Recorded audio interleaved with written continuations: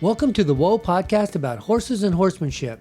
You found the place where we talk horses. I'm your host, John Hare. And I'm Renee Hare.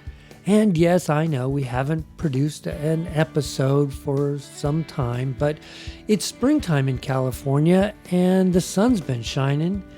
And it's been nice riding weather.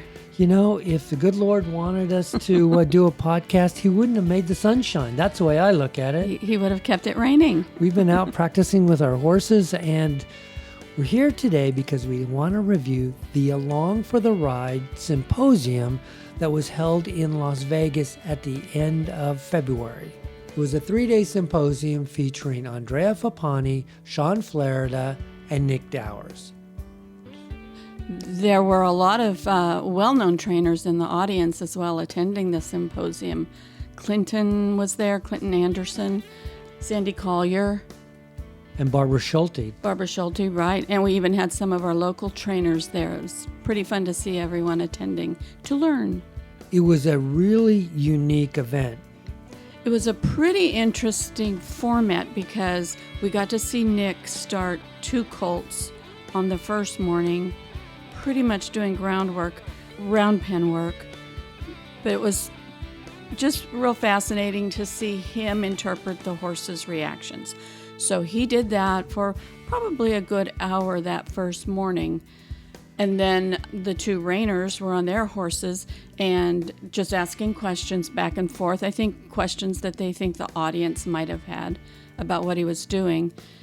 In that way, it was a unique experience because you had these 2 great horsemen that were watching a 3rd great horseman start colts. And they would ask him, oh, why are you doing that? What are you looking for here? What do you see happening in these horses? And it was all happening in real time. It was almost as if we were a fly on the wall watching these 3 guys talk about the process that Nick was doing on those horses. Right, and I think that that's how they intended the symposium to be, and I thought it was pretty effective. It was fun to see them working just as they would have worked at home. And there was a lot of kidding and teasing going on. Andrea's much funnier in person than he comes off sometimes on his podcast. I think everybody was pretty surprised at the level of humor he had. Nick, I think, intended to saddle those colts the first morning. He didn't, but both of the other fellows were kidding him about staying on. And he kidded them right back about how Shawn was going to ride one of them. And weigh it down. Hey, I'm Steve Ross, and I want to welcome everybody to the Teton Ridge Along for the Ride Symposium. But you're going to be a fly on the wall while some of the greatest minds in the horse business are going to walk you through their thought process of how they deal with every phase of training a horse, from the beginning all the way through to the more finished stuff over the next 3 days. I don't ever remember an opportunity like this, because you're going to see one of the great cowboys of our generation, Nevada's own Nick Dowers, a man that grew up in that Great Basin tradition. He's going to work with 2 young, unstarted colts this morning, and to assist him and to help you think through it, we have none other than the 2 leading money earners all time in the National Reining Horse Association. We have Shawn Flarida, Ohio's own, and joining him, the man that was the impetus behind all this, Andrea Fappani, Scottsdale, Arizona. Nick's going to do his work in the round pen. Shawn and Andrea will be on horseback, and they'll be speaking through it, asking questions. And the opportunity here is you're going to see an actual process, how Nick works with these young horses, and then you're going to see that sifted through the minds and the words of 2 of the greatest horsemen of our generation. Because more than anything else, their goal is for you to leave this symposium with an understanding of horsemanship on a greater level. And that is, how does the horse think? What makes a horse do what he does? These are 3 of the people that have really uncovered that, and I know they're excited to share that with you, so I'm going to get out of the way and turn it over to Nick. Yeah, Renee, Nick's method of starting horses, and I'm not a colt starter, nor do I really want to be, but I really find it fascinating in watching a colt starter.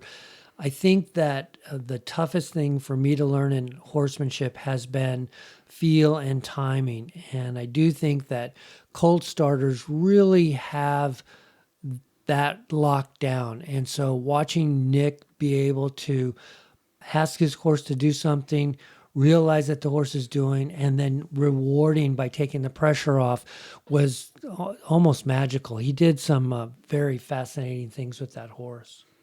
He did in a fairly short amount of time.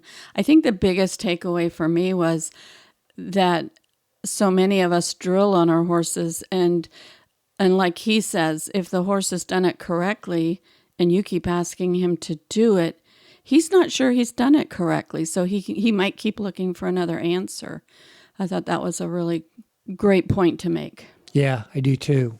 And the two horses, he had them in back-to-back round pens, and the two horses had such distinct, different personalities. One was a mare and one was a gelding. And it's interesting that Andrea thought the one that was easy was going to be the hard one, and the one that was difficult would be the easy one. So even a really good horseman doesn't always know what a 2-year-old's going to do. And he moved him pretty far along in that first hour and a half of Friday morning, but he didn't push him too far, which I really appreciated. Right. Starting the colt, those experiences are going to be with that horse for a long, long time. So they were really careful to take their time in the starting process. Right. There were no real blow-ups or bad feelings. Right. And so after Nick was done, they all three came out on their 2-year-olds, and they showed you what was going to be expected of the horses after they started and how they progressed through their 2-year-old year. Right. I think those 3 horses as 2-year-olds might have all had a different amount of rides under them, but they were all fairly new to being ridden and told what to do. So that was very interesting. I think Nick's only had 10 rides and the other 2 had a little bit more. Well, Andrea opens up this session with this comment about the horses, so maybe we'll listen to that and then we'll come back and talk about it. And Andrea, I'm going to turn it over to you and let you discuss what you're thinking, what you're looking for on these horses at this phase of their training. Yeah, thank you, Steve. These colt here, just so that we know where we're at, we started him towards the end of December, and then he had a few days off, probably about 3 weeks. We castrated him, got a little infection, so he lost a little bit of time. So we probably have about 40 rides on him at the most, probably closer to 30. And that's why I wanted to start in the round pen, because I'm out of the round pen obviously with him at home, but I wanted to show you the few little things that I need to have on my horse before I get on him. And that's where probably Nick and I are a little bit different. I've learned more from the Clinton Anderson method, to where I want quite a bit more control. Call me a sissy or whatever, but when I get on him, I don't want to get bucked off, so that's just me. So my horses, before I get on him, they have pretty much a really good idea of what I'm going to ask him when I get on him. And the main thing is that, we can talk about groundwork and all that, but that's not why we're here with me today. The main thing is that I want to make sure that I have at least one tool that I can always go back to when I'm on him, even the first ride. And that tool is going to be a one-rein stop and getting it to flex to the side. And I'm going to use that tool in multiple ways. And I'm always going to relate to that. I think that the biggest mistakes is to not have anything you can relate to that they know already on the ground when you first get on him. Yeah, Renee, I really like that statement. Andrea saying, when I get on, I don't want to get bucked off, but that's just me. Like the rest of us don't mind that at all. I'd rather not. I would rather not. And it was really cool to see, one, that part of the colt starting process that Andrea used was some of Clinton Anderson's methods, which we followed, and that was how I got my start. But also that he had a plan every time he got on his horse on what he expected him to do. And he had a plan for what to do if the horse didn't do what he wanted to do. Right. That's always important too. And as they went through what they did with their 2-year-olds, you really got a feel for how they were trying to develop these horses so that they could be ready when they took them to the futurity. Right. The two reiners horses were destined to be reiners, and every little step in that process was building towards those very high-level maneuvers. After each session, they really made time for everyone to ask questions with a Q&A session. And everybody could come up to the mic and ask whatever question they wanted to ask. And these guys were so open with their answers that And sometimes the answers were over my head. Yeah. But they were very free with advice. I mean, they talked to a lot of people over those 3 days about problems that they might have or things they wanted to do with their horse. And through this podcast episode, I'm going to play a couple of the Q&A sessions for you. Just a few of the questions that I thought were really helpful for me and Renee, and the ones that we thought were really impressive. They went on for much longer than this. These guys were really generous with their time and experience. Mandy, all right, you have a question for our panel. Mandy, what would you like to know? I'd like to know, some of us may not have the horse that has the same physicality or capability to move like these horses. So how do we know when it's us versus our horse just doesn't have the ability to perform like what we see out there? That's a great question. Is my horse not doing it because I didn't train my horse to do it? Or is my horse not doing it because he can't do it? How do you go about determining that? Great question. One of the things, like when Nick was working those horses in the round pen, and I talked to Nick afterwards, I should have talked to him in here, but we would talk about those horses. Are they using their butt? Are they moving their shoulders? How are they traveling around there? Are they in control of their body? So some of those things would indicate that horse can go ahead and go be certain maneuvers or stops or whatever. But there are horses that you put in that round pen and they're not very handy or they're not very athletic. Then you can say, no, he probably isn't going to be able to go be a reining horse or whatever it may be, or he's going to be a whole lot more difficult to train to do those things. So some of the things when you're watching a horse play or watching him move, gives you a little bit of a feeling of what he's going to be like. Which I agree with that 100%, but I think more important when you're on it, ask yourself, okay, this doesn't feel very good. But once again, like Nick and I were talking, there could be a lot of different ways of not feeling good. If you feel some sort of resistance, the horse probably can do more, and it's probably you or the training that needed to get better. Meaning that if I'm spinning to the right, and I'm asking for more speed, and this horse is hopping up and down, resisting it, I don't think that he can't go fast. I'm thinking that he's resisting my cue to go faster.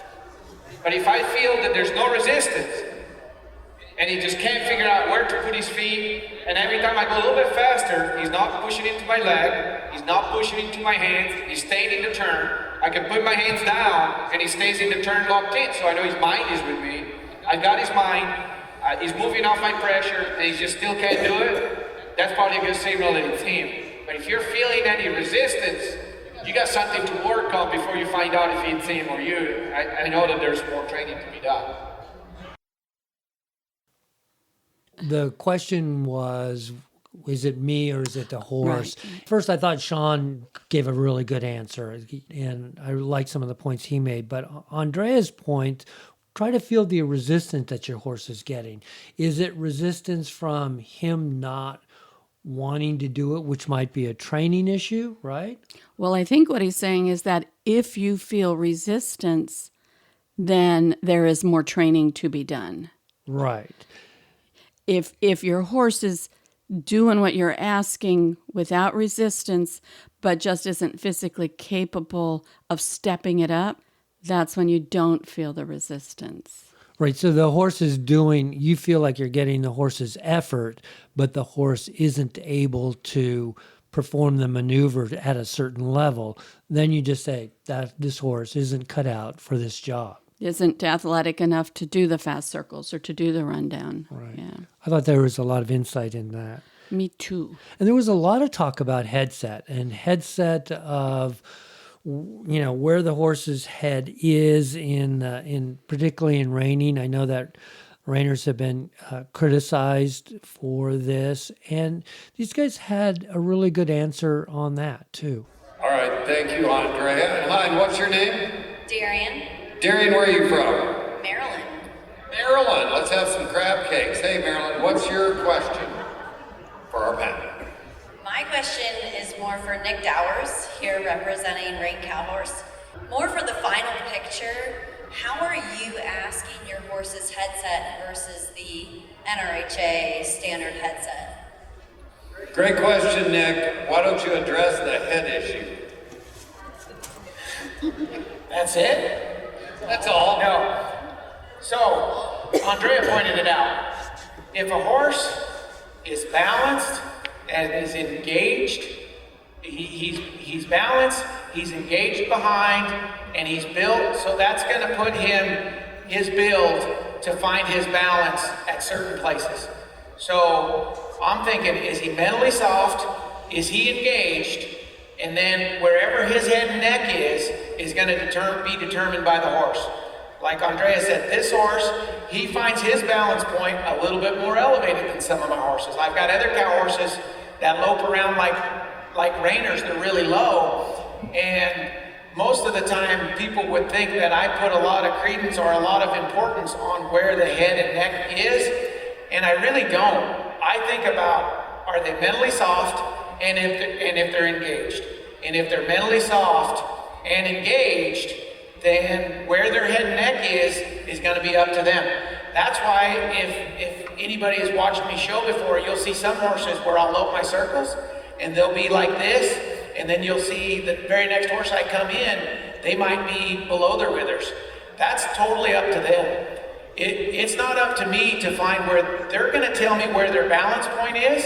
It's my job to get them soft and have them engaged, and their neck is going to be up to them because, you know, some horses find their balance with their head really low, and other horses find their balance with their neck a little higher. That's up to them. It's up to me to get them soft and get them engaged behind.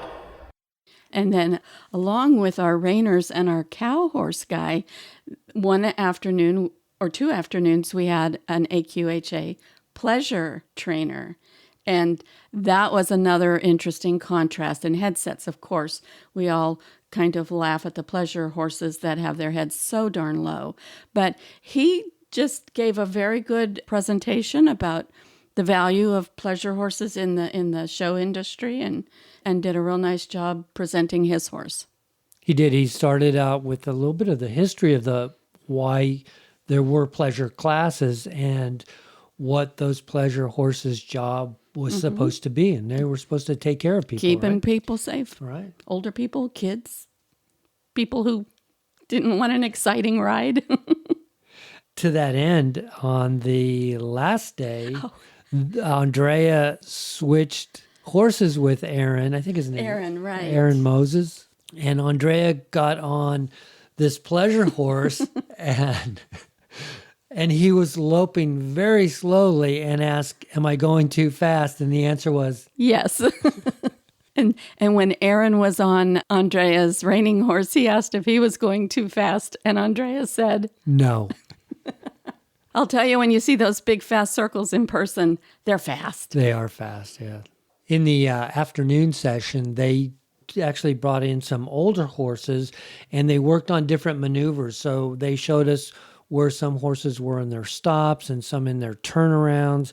And one of the questions related to what's the best reward to give to a horse when he does something right. I just have one quick question.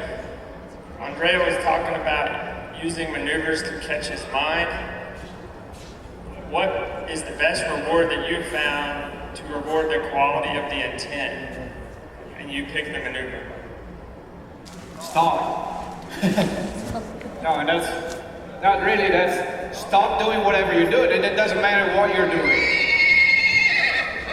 If I'm doing this because I want to address his mind leaving me, if I take 2 more steps and he thinks about it,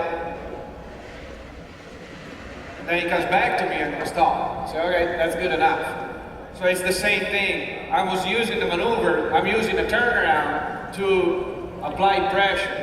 How do you recognize it? Well, whenever he quits doing what he was doing for you to apply pressure. It may be nickering, it may be leaning to the gate, it may be missing the stop, whatever it is, just like Leo was doing. He was using the turnaround to apply a little bit of pressure when that horse was missing the stop. And then we go ask for the gate.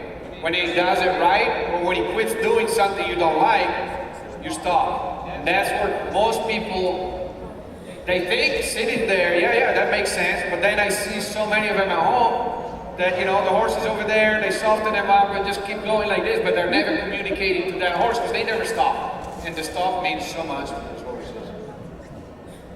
Yeah, I would agree with that. When I heard the question, instantly what popped into my mind is when he was stopping that colt, we used the maneuver of the stop and the turn as the correction to get to his mind to put effort into the stop. And so that was a way we got him better at a maneuver stopping, and we got more direct intensity with his mind to what we were asking.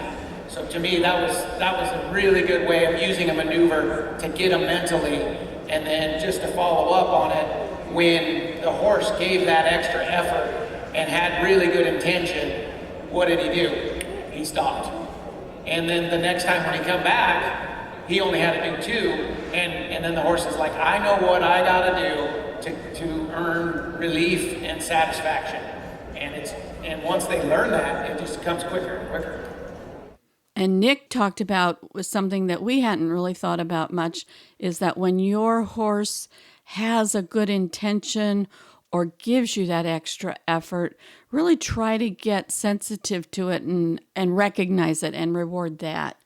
And as we were trail riding, we thought, well, you can reward a good intention, so perhaps you can punish a bad intention, and that worked pretty well on the trail.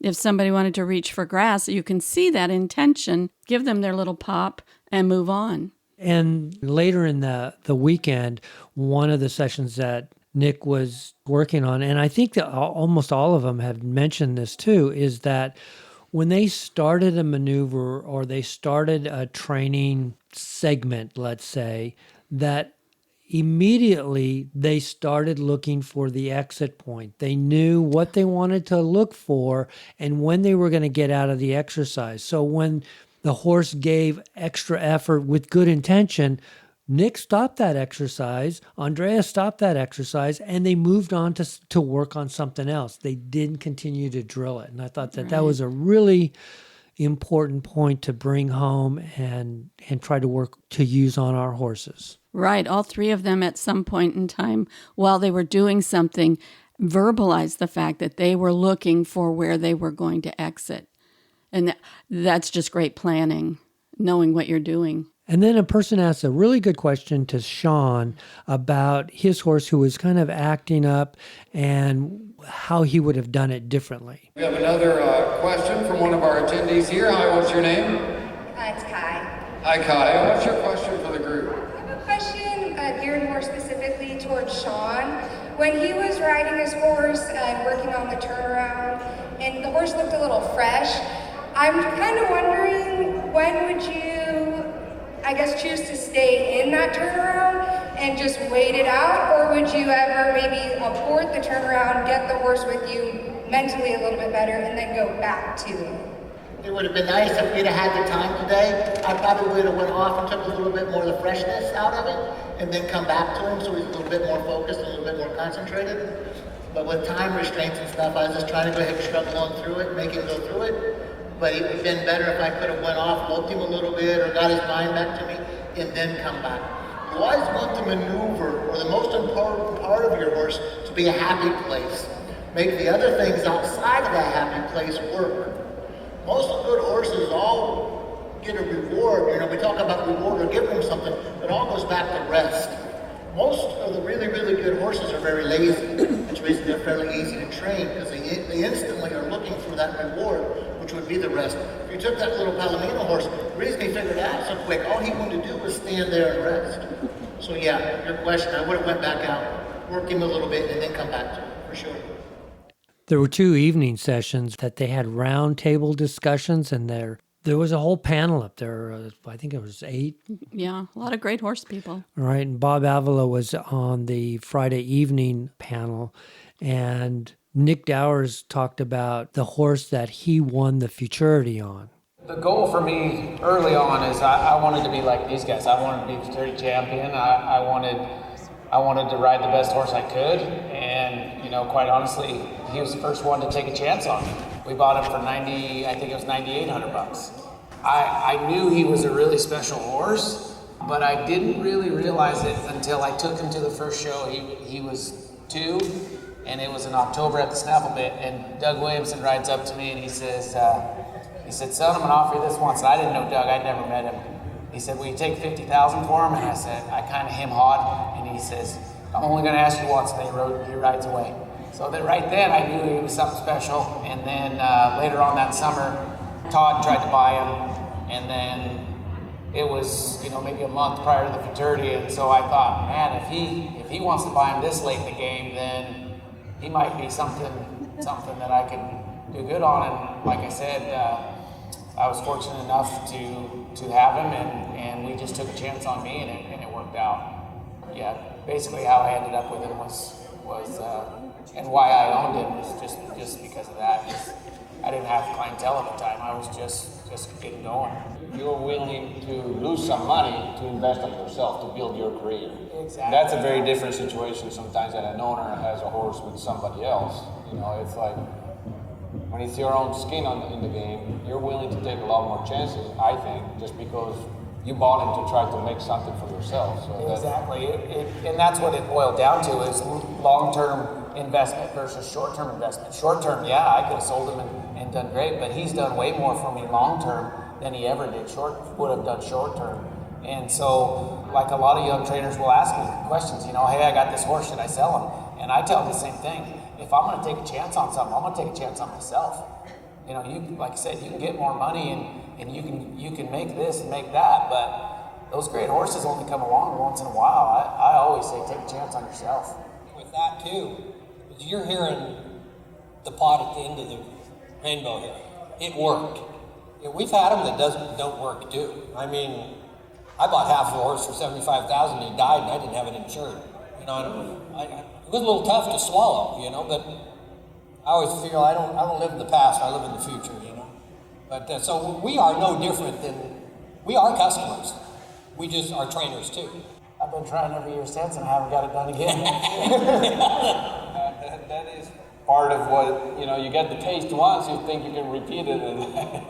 And then later that session, somebody came up. Now, these guys are all great competitors. Bob Avila, Nick Dowers, Andrea Fappani, and Shawn Flarida. These guys are all extremely competitive guys. Very. And a man asked the question about competing and what they think about as far as their competition goes. Right. They all had different approaches. It was interesting. I remember one example, like the World Equestrian Games in France in 2014, when I think Richard was leading until the last 3 competitors, and then there was Mandy, Mr. Fappani, Mr. Flarida, and all of you guys outnumbered each other. I think maybe you had the best horses, but I think there's more than just the horse and the training.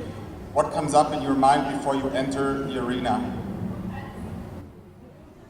That's a good one, guys. That is the question of the night. How long can we go? For me, it's a lot of fear. People think that we're so confident that we're not. We're always doubting ourselves and all that. But then leading up to it, you have to kind of doubt yourself. If not, you're never going to learn from your mistakes, and you're not going to pay attention to what's going on underneath. So people think confidence is everything. I think confidence is big. While you're showing and leading up to a show, you need to be a little bit more humble and really keep questioning yourself. Question yourself, are you doing the right job? Is that horse feeling okay? I mean, before a big event, I just don't sleep very good. That's just the bottom line. I'm always thinking, I'm always worried. It doesn't matter how many times you've done it, it never goes away.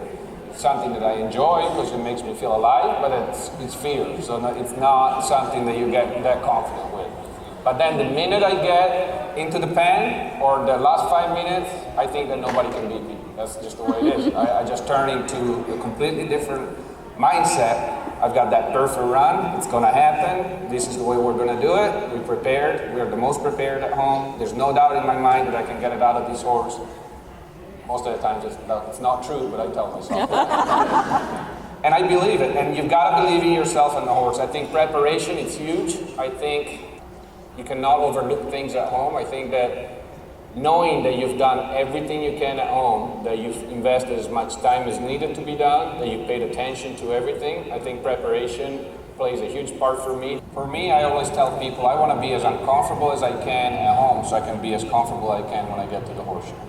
You know, I know that when I was showing a lot, I'm a freak about things being clean. Everybody knows it. I mean, everybody knows I'm just anal as hell about things.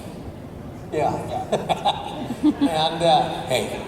No, but, you know, I lived in Oregon for a long time, and it rains all the time in Oregon, if anybody doesn't know that.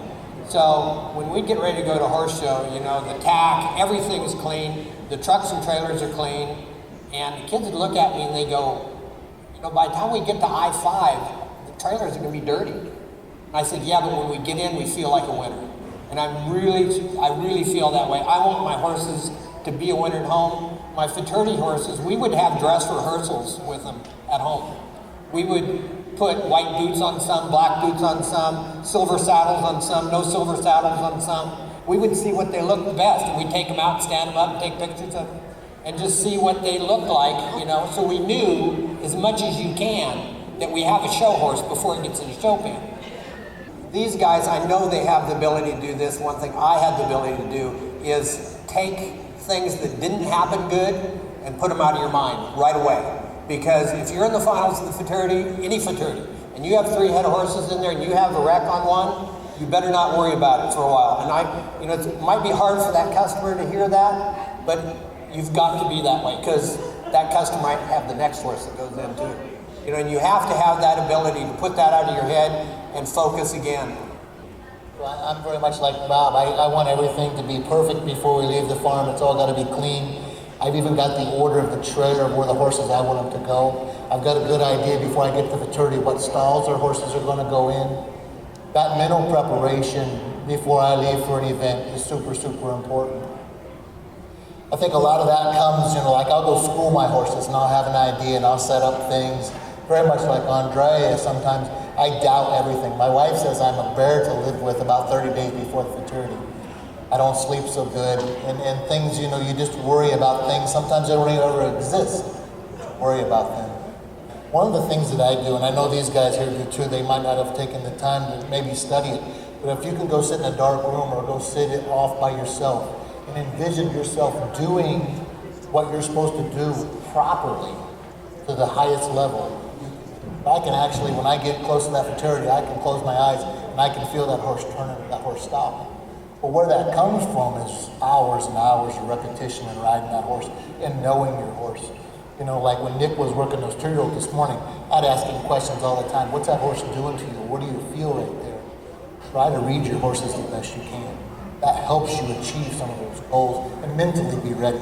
I'll keep it pretty short and sweet. It's a little bit of both Andrea and Shawn. I love it to the point that I almost hate it. And that kind of sounds funny, but like I love it to the point where you are worried, you are losing sleep. You know, you love it to the point where it almost turns your stomach. And I think that's important. You know, you've got to have that to get you through the good and the bad. And then I'm a big believer in visualization, like Shawn said. I've got a curtain in my tack room and I got a chair in there, and don't come in there before I'm on the show, because that's what I'm doing. I'm sitting there, I'm going through my run and not dwelling on the negative, but just, okay, in this little part I need to help my horse here, in this little part I need to help my horse here, and just the little things that are going to make the big difference. That's what I'm thinking about. And then it's like Andrea says, then once I walk in, it's like, hey, watch this. At least that's the goal. That's the goal. And then you're like, oh shoot, they watched that. Yeah. One of the things that I found was kind of interesting was that the symposium was called the Teton Ridge Along for the Ride Symposium with Andrea Fappani, which meant that Teton Ridge was a major sponsor. And I've heard the name Teton Ridge. I didn't know what it was. I didn't know if it was a brand of clothing line or whether it was a partnership of some sort. A ranch, what? And Teton Ridge had this huge welcoming booth in the trade show area of the symposium. And I got to talk to Gilbert Peck, a representative of Teton Ridge, and he told me all I needed to know about what Teton Ridge was and how they're trying to preserve the Western way of life. Here's that interview. We're talking with Gilbert Peck from Teton Ridge. Can you tell me what Teton Ridge is? Yes, sir. Teton Ridge is a multifaceted media organization that's wanting to promote the Western lifestyle, the Western cowboy, and the Western way of life through competitions, through like training symposiums, training seminars like this. Mm-hmm. They want to give everybody access or get everybody a chance to be exposed to the Western lifestyle and appreciate it for what it is, the amount of dedication and hard work it takes, the way of life, the horses, the athletes that partake in all these other modalities like rodeo, reining, cutting, rein cow horse, and they just want to get that out to people so they can have more access. Essentially keeping the cowboy tradition alive? Absolutely. They're promoting the cowboy tradition. And that's one of their main focuses is so people who see stuff on TV, they have a full understanding. Or if they always just wondered or wished or dreamed that they could be around the Western horses and the cowboys, they have access and they can easily access it. Right. Through media outlets and stuff like that. But Teton Ridge does own horses and has some trainers in their employ, correct? Yes, sir. They've got several barrel racers. They've got Andrea Fappani, who is here at the clinic, Corey Cushing, Todd Bergen. Those guys are all extremely successful in their aspects of the Western sport horse. And so they have people like that who have the knowledge, but have also had to put in the hard work and know what it takes to get to that level. Right. So having people like that and give you access to those kind of people, it gives you a more full understanding of the amount of dedication that it takes to be as successful as they have been, and the amount of knowledge that they have gained through their experience. And all these guys just, it's a passion, it's a way of life, and they want people to have access to that and just be able to see these guys and press the flesh and talk to these guys, and if you have questions or just the interest. And what about the horses of Teton Ridge? They have several horses, and I can't remember, I don't know all the names of all the colts because they're buying because they want to partake in the competitions. Like they have people who are riding barrel horses, they have reining horses, cutting horses, rein cow horses, because you could easily just stand on the sidelines and just talk about these events. But if you have some skin in the game, then you can see how that they're not just talking, they're also performing and backing it up. They want to be successful and they want to compete and they want to win. But and you find the best people in the industry that can help you get to those goals. Absolutely. Excellent. Well, thanks for talking to me, Gilbert. You bet, sir. Have a good day. I hope you enjoyed this little taste of the Along for the Ride Symposium. You know, this was just a small part. It was 3 days, and it was packed with a lot of information. It really was. We brought home so many tidbits of information to work on and try with our horses. It was really great information. One of the really fascinating things that Andrea told us was that you see these horses do their maneuvers, and then you see them at the show, and they've put all these maneuvers together. One of the questions that was asked was, do they practice the whole pattern at home? And the answer was no, they don't. They practice the parts of the pattern, and they never do a full-out run of the pattern. I'll tell you, you don't think about, these guys are athletes, these horses. When they do one of these patterns, they're exhausted at the end of it. Right. Yeah, and when they do the futurities, they might have to do that 3 days in a row. Their endurance is very important as well. But I just thought that was a really interesting point. And I really think that, maybe the thinking there is that if you really run that horse hard in the practice arena, that he's not going to want to love that job, but you can teach him the small basic parts of the pattern, and then calling on him once to bring out his talent, he's going to be willing to do that for you once in a while, but he's not going to want to do it all the time, every time. And the really great ones, the really great horses are the horses that can put it all together when it's needed and give it their all. It was really fun meeting all the people around. The AQHA convention was going on at the same time. We got to meet some of the AQHA people and have a nice dinner. So that was fun. We really had a lot of fun. I want to thank Jim Too Tall Essick for inviting us to come to Las Vegas and seeing the show. He was very instrumental in getting us there and very accommodating to whatever we needed, which wasn't much. We just needed a couple of seats, and that was really very helpful. There was great energy. It was fun to have a lot of horse people in the same area, sort of focused on the same thing, improving. Right. Trying to make it better for the horse. Right. So I want to thank Andrea Fappani, Shawn Flarida, Nick Dowers, and all the folks that made that possible. And the South Point, they were great. That'll do it for this episode. If you haven't checked out Andrea's podcast, please give it a listen. If you'd like to share a story or suggest a guest, you can contact me at john@wopodcast.com. Thanks again for listening and sharing the podcast with your friends and riding buddies. Until next time, this is John Hare and Renee Hare reminding you to go have some fun with your horses. Bye-bye, everybody.